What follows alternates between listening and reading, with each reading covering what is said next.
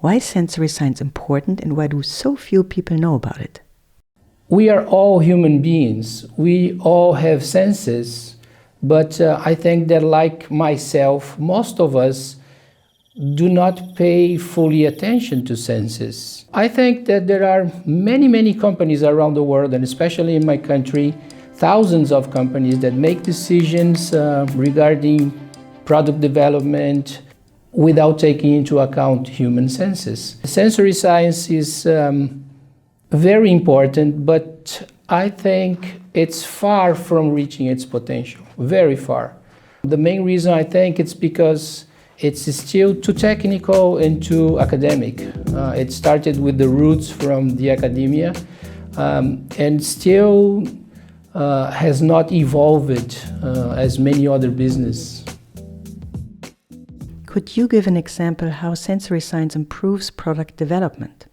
I'll pick two examples. And this huge company, Airbus, they were presenting their study, and it was very interesting that they were searching for the right click of the compartment that, saves your luggage above your head.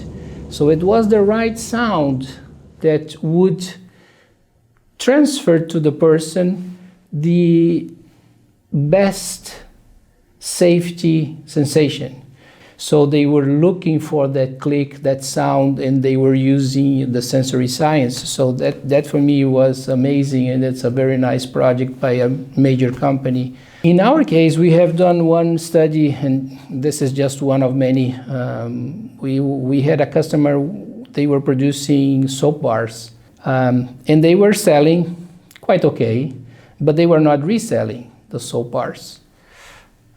And after we studied for some time, we ended up understanding that the intensity of fragrance when consumers were evaluating at the supermarket did not reproduce when they using the soap bar in the shower, for instance.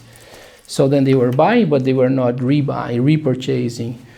And that could only be studied with sensory science, because it was a problem that had to do with the intensity of fragrance and not with preference. So by using the sensory science, we were able to separate and identify that the intensity during usage was not to the right level. And then after doing that, the customer came to us and they said that problem was solved, and then they could go for bigger market share.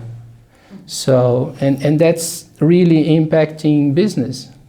Despite the impact sensory research has on product success, still many companies are not asking for this service. How come? So much money is spent in developing new products, in producing new things, in distributing. It's a huge amount of money, and sometimes the product is not developed as it should be.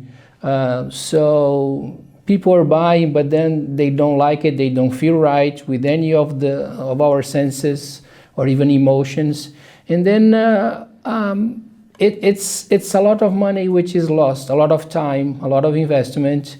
So I think it's up to us in this community. We are all involved into the sensory science and its applications. It's up to us to deliver better communication, to reach the big business leaders like CEOs, CFOs, marketing VPs, the financial models that we could develop that would clearly show them that small amounts of investments in sensory-focused research could provide wonderful results, impact, and help people to become happier.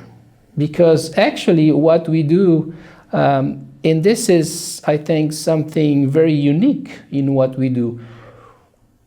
Everything that we do which applies sensory science is, at the end, improving happiness, because we feel better. There has been a lot of development in technology in many areas in humankind, but not so much into improving happiness. And everything that we do improve happiness. So there's a huge opportunity ahead of us, I think. Sensory science and sensory research are most often associated with food, drink, and cosmetics. In which other areas could sensory make a difference?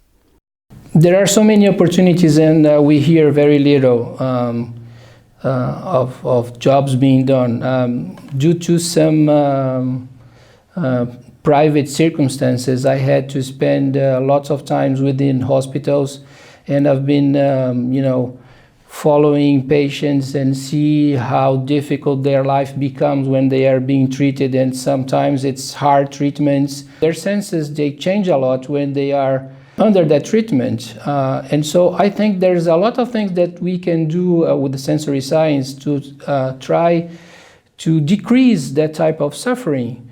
Either with the environment, either with several things that touch, between quotes, that patient while that patient is being treated. And I don't see much being done.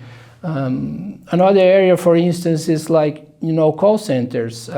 We all have from time to time to call centers. And sometimes, the tone of voice of that person which is calling just give you that sensation, well, this is not going to be solved. It's not paying attention to me. The tone of voice is not giving you the proper message. So, and these are things, the sensory science can help. I mean, can you imagine how much improvement can be done into call centers all over the world? Banks, for instance, banks have these huge call centers to respond to customers, and I think most customers are not happy at all with that type of services. So there's a lot of things that can be done in so many areas. Right now, artificial intelligence, what's being done? I mean, what's being done in sensory terms? So that, there will be new methodologies, new way of doing things, but what are the senses being placed? What role are they playing? And who is helping these people developing these new things? So there are many opportunities. The interface between, machine and man, how many things that can be done using senses and using the sensations that humans beings have in order to improve that type of relationship interaction between machines and men. And the more and more sophisticated technology evolves, the more and more room for that type of improvement there is. That's the way I think. According to product developers, sensory research should be quick and cheap, but this does not always lead to the best results. What do you advise clients? When the discussion gets to a price discussion is because the value is not perceived by the ones who are buying. And if the value is not perceived, it's not a problem of the customer, it's a problem of the supplier. The supplier has not been able to prove and to show what they can do for the customers. And then the discussion ended up by discussing price because there's no value added perceived. So, for instance, if we look at the major traditional market research companies in the world, they are companies in, their turnarounds in around billions and billions of euros or dollars. And they do some research which they may claim has something similar to sensory, but in general they don't have that expertise. And the companies that have that expertise are in general much smaller and have a hard time competing. And these companies don't have the expertise to sell high, with different speeches, with different presentations, with different financial models, and have a hard time in showing the real value.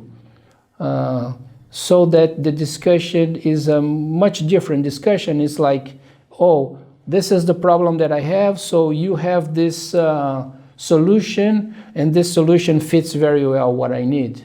And then, when you reach that, price becomes a non-issue, almost a non-issue. Of course, you have to work with these companies. Many of them, they have cycles of budget, so it's not something that's going to work like this, but we have to start, focusing that type of thing. Where do you see sensory research in 10 years? Well, it's kind of a dream, but I think it's a possible dream. There has been many waves of human development, and just to mention some, in recent times, there has been re-engineering, there has been ensured quality, there has been, business process.